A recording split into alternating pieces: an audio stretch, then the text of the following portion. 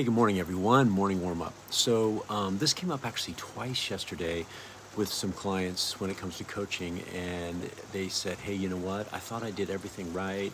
I thought I stayed in good, close contact with my clients, and then they chose somebody else, and it really hurts. And what do I do?"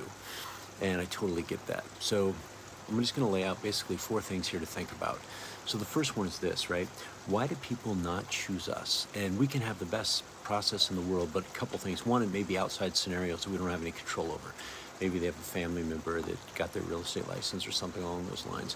But the other thing is this, is here's the thing I want you to think about. I want you in your mind to think about the last time that you chose not to pick somebody for whatever the service happened to be. And here's typically what happens is we don't choose people for two reasons. Number one is we don't have clarity, right? We're not clear on what their process is, or we're not clear on how they're going to help us. And number two, we have a pain or pleasure situation that's not being met by that individual, and somebody else steps in and solves it for us. And as soon as they solve it, our mind says, well, that's our choice. That's who we're going to go with. So you may do everything right in your mind, you may, but for whatever reason, their pain or pleasure point was not solved. Here's the other one. Do not assume. Don't assume you know why they didn't pick you. Don't assume anything. And here's what you have to do. You have to ask. You have to be vulnerable, and you have to say, hey, you know what? I want to apologize. It sounds like you went with a different choice, which I completely respect. But here's what I do need to know is what could I have done differently to earn your business? You need to ask that question. And many times they may be really nice and kind and say, oh, no, it wasn't you, it's just this. But you still need to ask, because it's not just the information you're going to get, but it's the way you're letting them off the hook and making them feel that, you know what, you truly do care.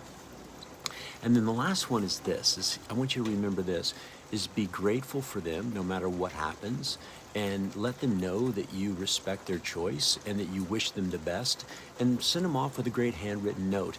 And the last one is this, is follow up, because here's what we know, specifically in the real estate world, 6% of real estate agents keep following up with their clients after they close a transaction. So there's a very good chance that after they're done with this person, that they may never talk to them again, in which case you're still there providing value and showing up.